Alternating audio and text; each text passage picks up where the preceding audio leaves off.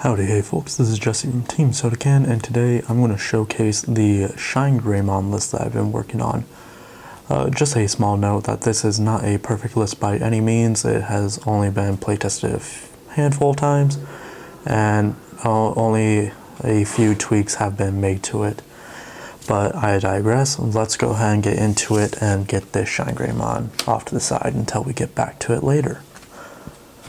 For our babies, we run 5 because security control is a thing, so long drawn out games.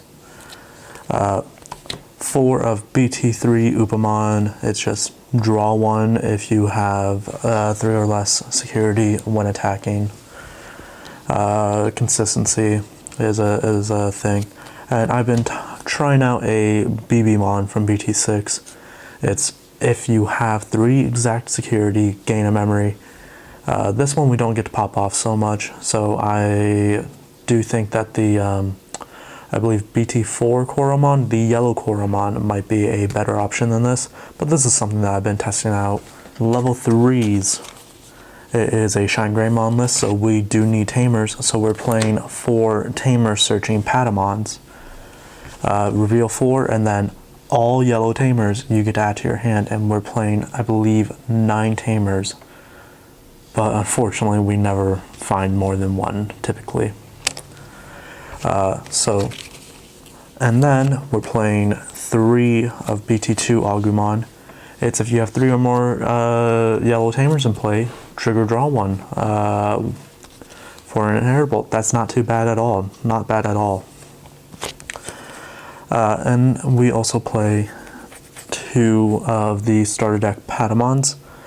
It's just an inheritable of when an opponent's Digimon's deleted by their DP, drop in 0, gain a memory. It's very useful since Shine is a very,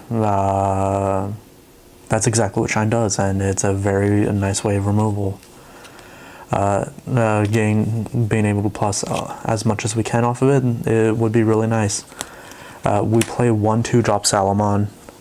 Realistically, you want this to be an additional Patamon. The 2-drop I also think is not a bad option, so that's why I've been playing around with it. Again, I would probably do just another ST3 Patamon.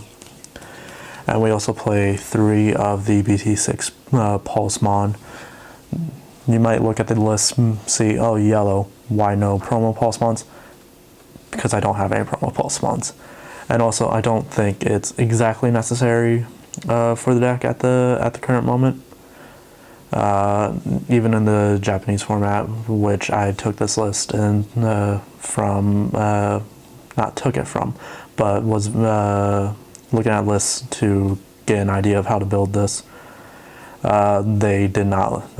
I didn't find any that played the promo Pulsemon as well. But so.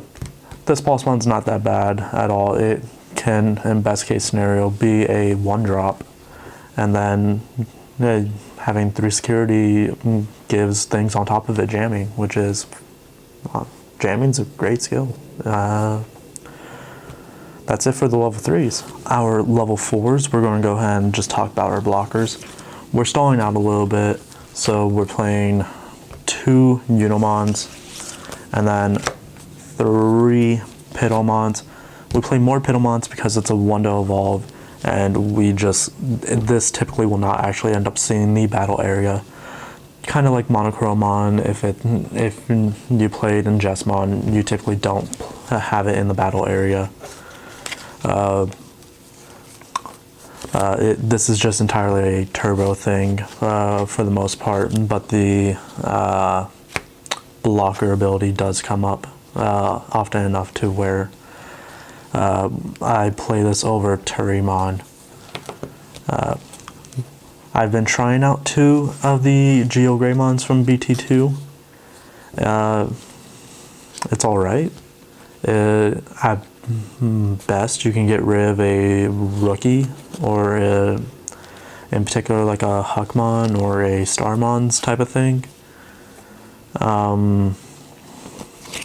It's not a bad option by any means. We're also trying out 2 of the BT4 Growlmon, and then we play 1 Mimicmon as well. This is, since we play the Pulsemons, we can be pretty consistently at 3. So this is majority of the time going to be a 2-drop, but things like Madoki Betamon and Terriermon and whatnot do exist, so that's why we only play it as a 1-off, because with Gabu Bond also being a prevalent deck that, you know, just plays that, we can't always guarantee that we'll be able to gain the 2 memory from its on-play skill. Alright, so level 5s. 1 Sirenmon, Turbo, that's all. 1 Angelwomon from the starter deck. It's just Windage Evolving Recovery. Again, stalling out. It's what we are accomplishing, wanting to essentially do. We play 4 of the BT2 Rise Greymons. This just lets us get our tamers out really quick, and then, you know, can give our top end, our level 6s, security attack +1. So this is definitely a really solid option. And then 2 BT4 Rise Greymon. I was testing out 2 Sirenmons for a while, having my lineup look a little bit more like 2 Sirenmons, 1 Angelwomon, 2 Rise, and then 3 of this Rise. That's fine. I think it works out totally fine. But also this affects the board state a little bit more by being able to play out a rookie with it, a tamer with it. So I'm trying this out as well. Our level 6s, of course, 4 Shinegreymon. This will definitely be seeing a lot of play in BT7 because it does just see play in Yellow Hybrid. Makes sense. Yellow Hybrid's going to be playing a lot of tamers. What does this do? It suspends yellow tamers and then minuses 4,000 for every yellow tamer suspended that way. It's a pretty solid option, and then it also gains power for every tamer you have. It doesn't even have to be a yellow tamer. It has to be yellow to suspend via its Windage Evolving effect, but if it is a tamer, it gives this power. We also play 2 Dynasmon, primarily so that way we can search out like a Shinegreymon if we're really needing it, or any of the other things that we had just covered, and then also stall out with recovery a little bit.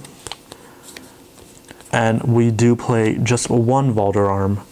We only play 1 because mostly when I was tweaking the deck and going through it all, I had 1 spot open, and I felt that this was fit best into the said spot.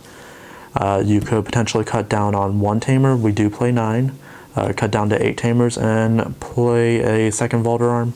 But again, the deck does not rely on this all too much. This is just a little extra, an extra removal option type beat. And then since tamers are so important, we'll go over them before the option cards in the deck.